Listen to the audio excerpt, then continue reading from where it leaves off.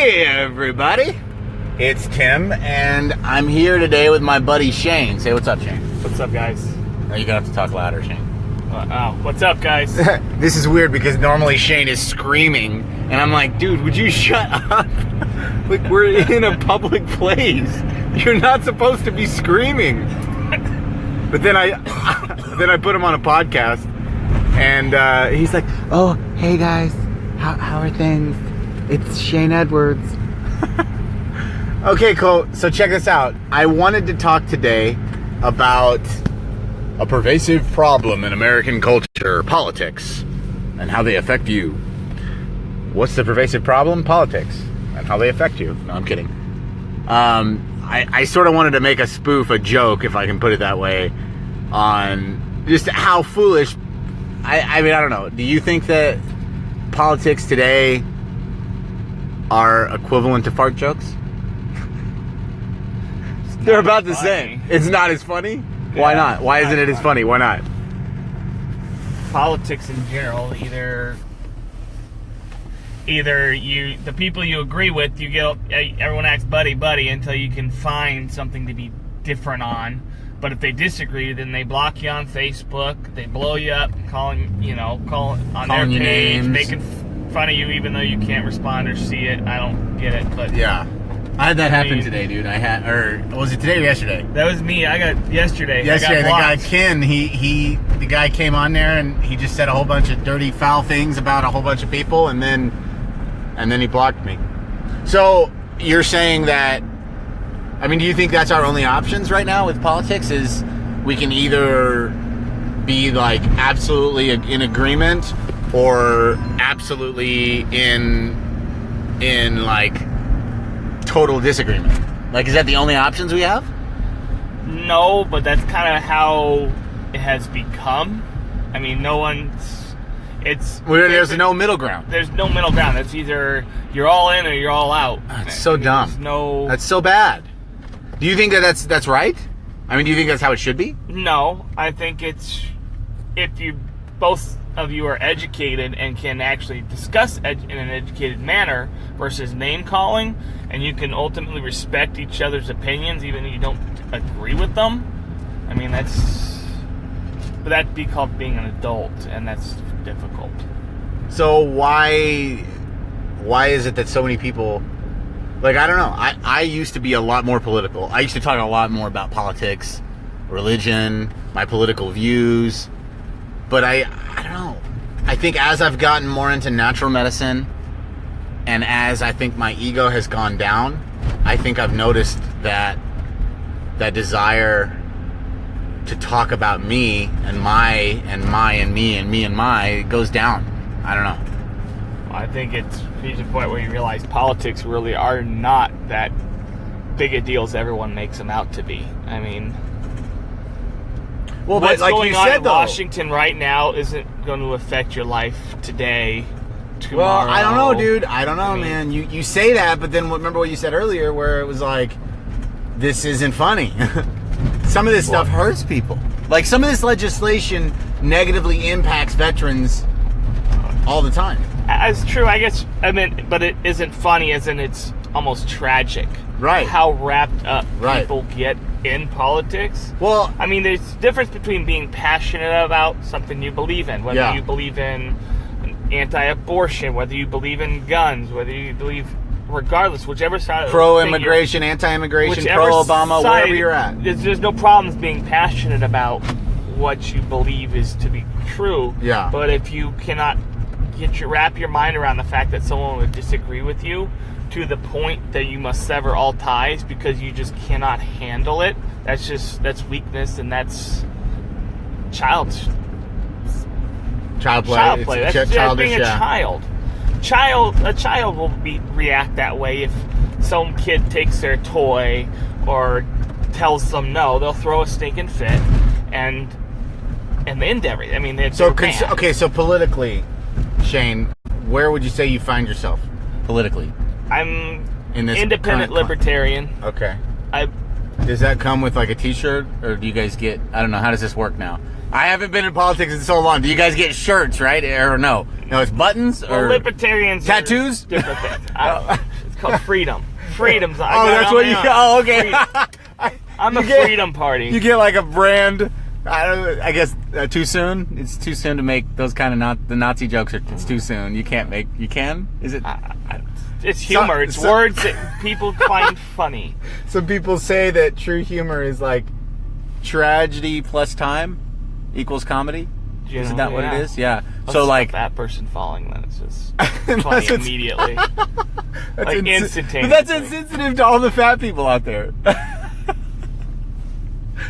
Oh man. If everyone stopped being so sensitive, everything would be a lot smoother. You think? Absolutely. But don't you think you're sensitive too? Like if you told, okay, so libertarian Republican, is that what you said? I'm an racist independent. No, wait, sorry, what'd you say?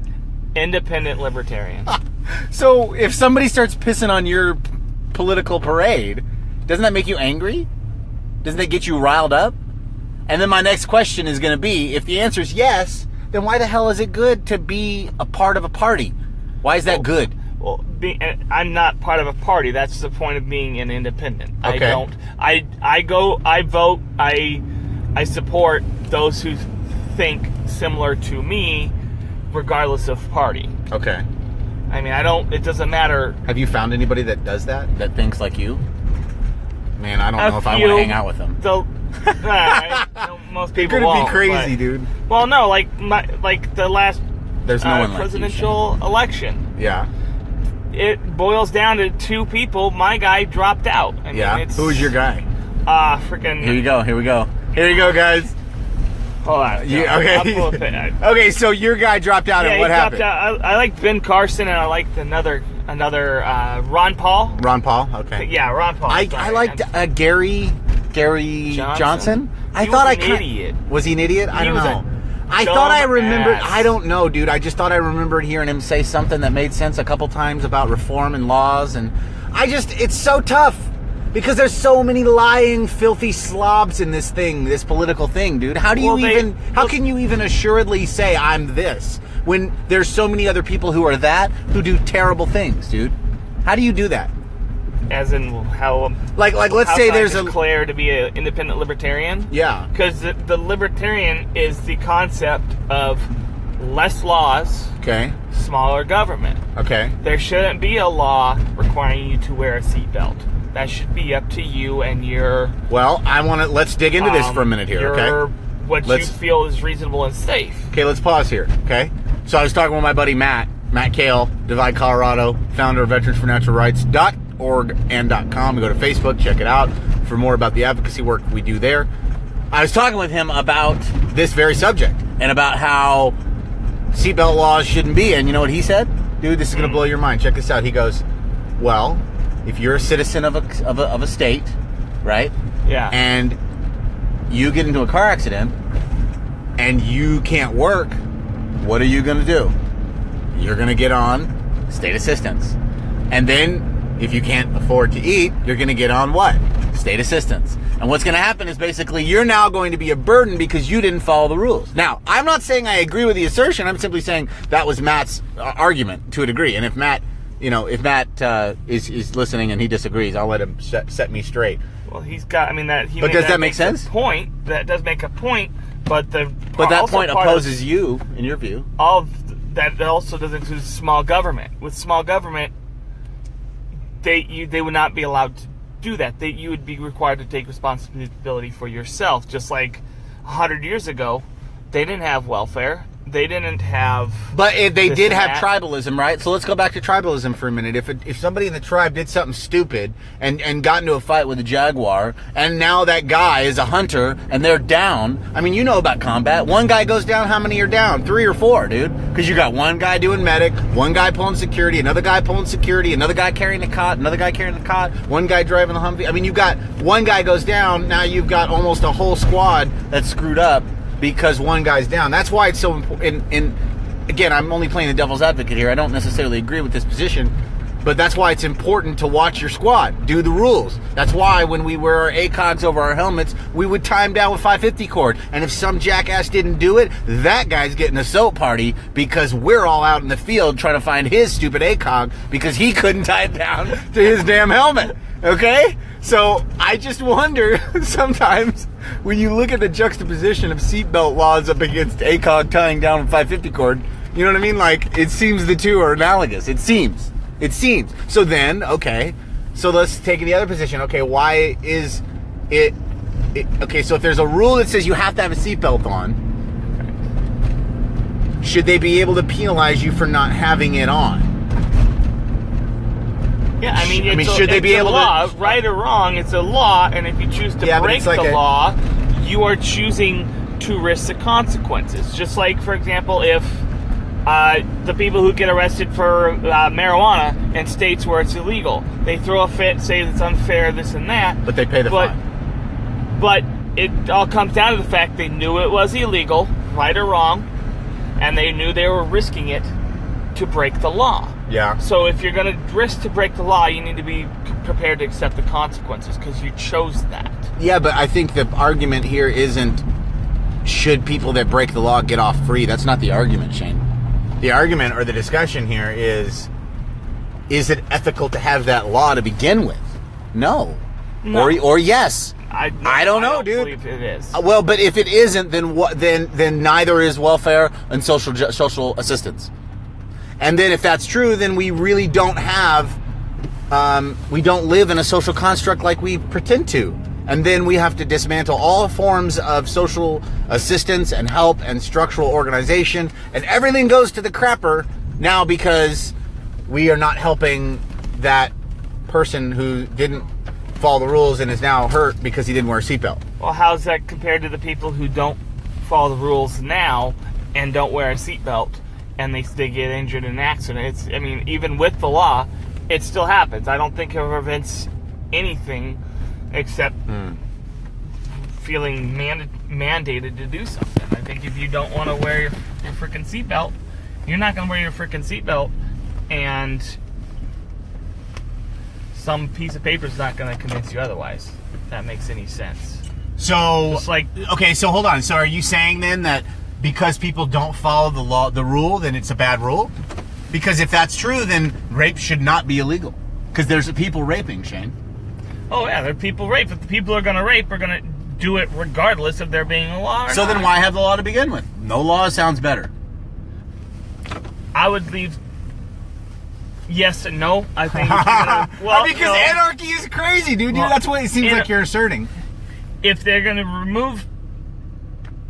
I know. You know what I'm tough. just for... This is if tough. they're going to stop if rape became legal today, for example, whatever reason it becomes legal today, then they need to legalize response on the part of private citizen to retaliate.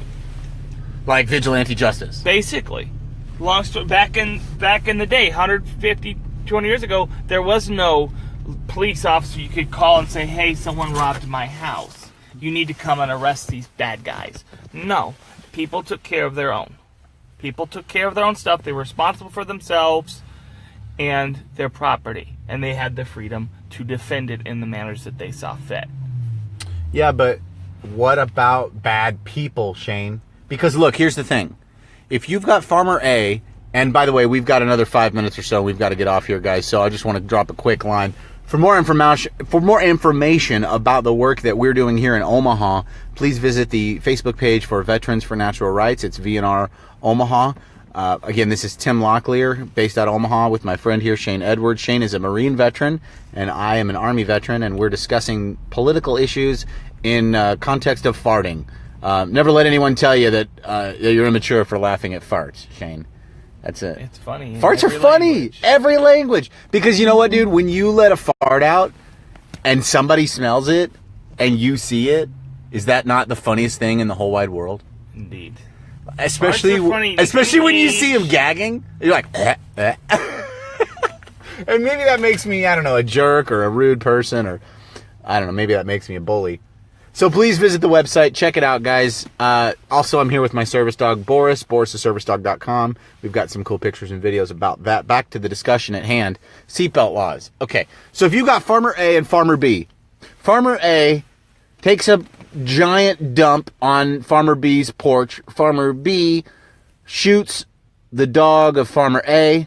Farmer A blows up the tractor of Farmer B. Farmer B gets drunk and takes Farmer C's truck and drives it into Farmer A's house.